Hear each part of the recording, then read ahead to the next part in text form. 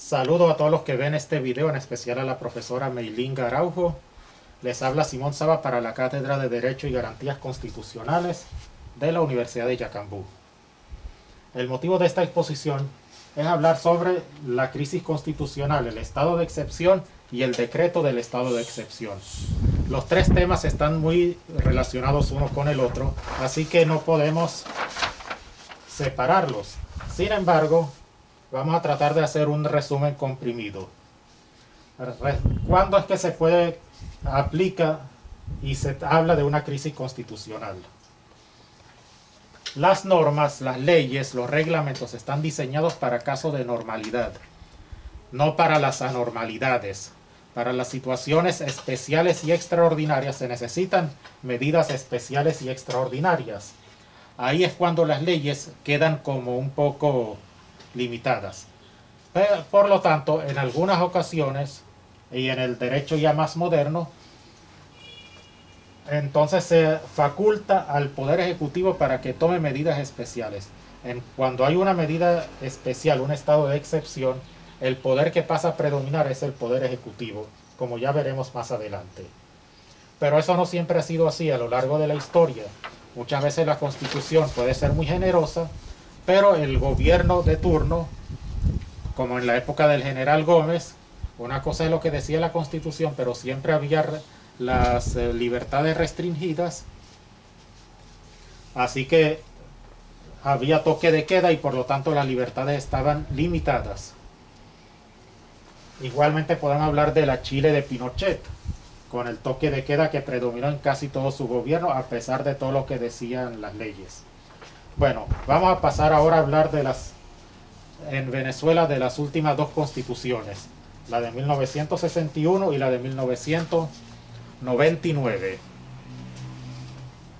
Tenemos que en la de 1961 estaba el artículo 190 donde se hablaba de las facultades del presidente, en los artículos 6, los numerales 6, 7 y 8, y en los artículos 240 al 244, donde se regulaba y se establecía lo que tenía que ver con la libertad, con la suspensión de las garantías constitucionales o con el estado de emergencia, como se llamaba en aquella época.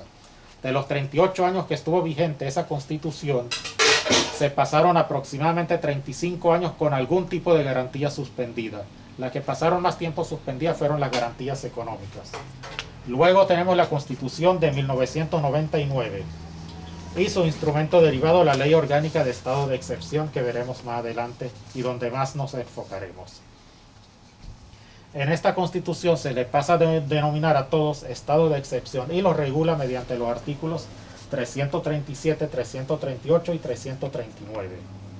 El artículo 337 nos dice cómo el presidente lo declara y cuáles garantías no se pueden suspender.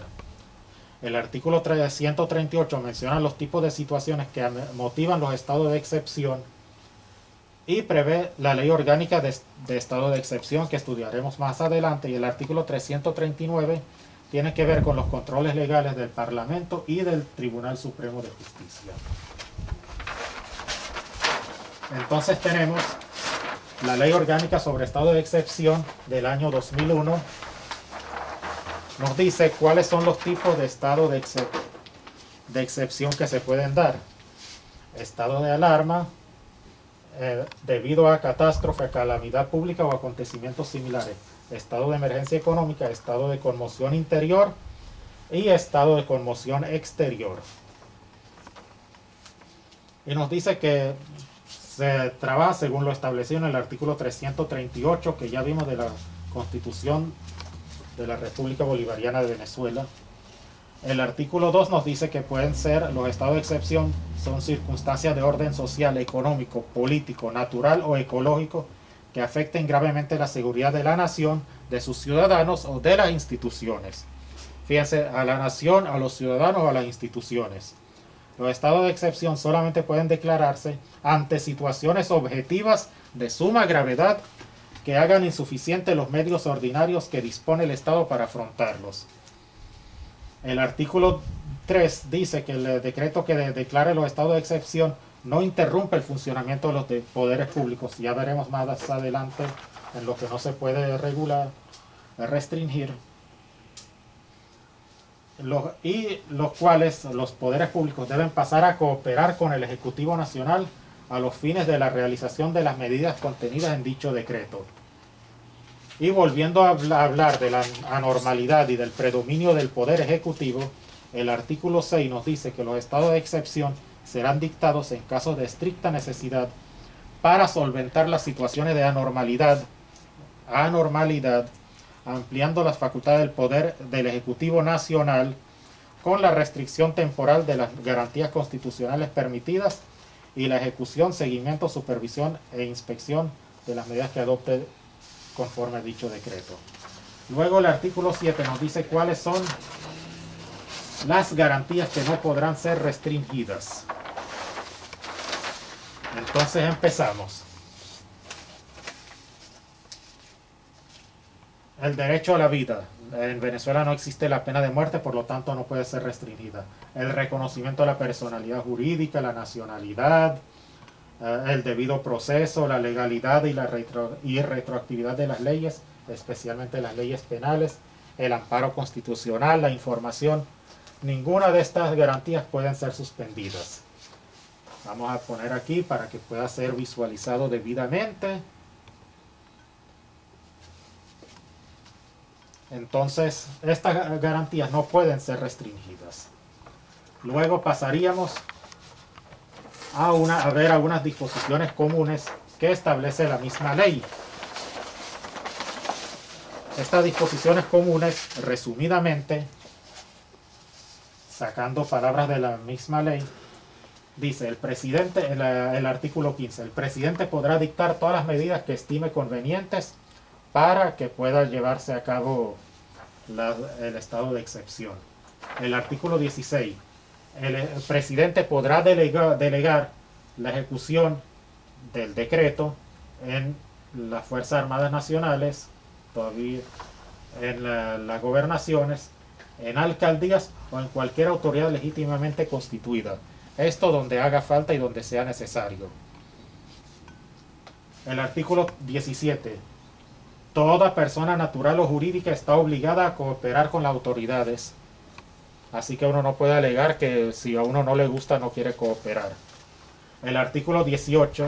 El incumplimiento o resistencia a cooperar será sancionado. El artículo 19. Se podrá limitar o racionar el uso o consumo de bienes de primera necesidad. Ya esto estaba desde el año 2001. El artículo 20. Se podrán hacer erogaciones no previstas en los presupuestos. Esta parte es muy utilizada y muy alegada por muchas instituciones públicas cuando tienen algún problema presupuestario y sucede una emergencia. Lo primero que hacen es apelar a este artículo, a esta ley, para poder entonces hacer erogaciones no previstas en la Constitución para seguir haciendo los gastos o aligerar los procedimientos para la contratación de obras públicas.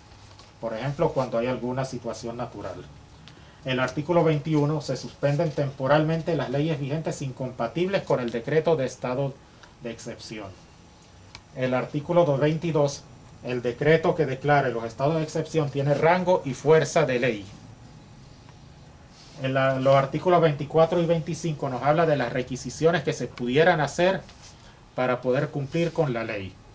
Por ejemplo, ocupar un inmueble, ocupar un bien, un vehículo, para poder dar cumplimiento a lo establecido en el decreto que suspende o que declara el estado de excepción. Luego, se nos habla también de los controles que debe tener esta ley y de cómo deben ser aprobadas. Esto está establecido para el control y aprobación por parte de la Asamblea Nacional en los artículos que van desde el 26 al 30 de la referida Ley Orgánica de Estado de Excepción, y el control por parte del Tribunal Supremo de Justicia desde el artículo 31 hasta el 40. Así pues, con esto resumimos sobre lo que tiene que ver con las crisis constitucionales y los estados de excepción. Les ha hablado Simón Saba, muchísimas gracias.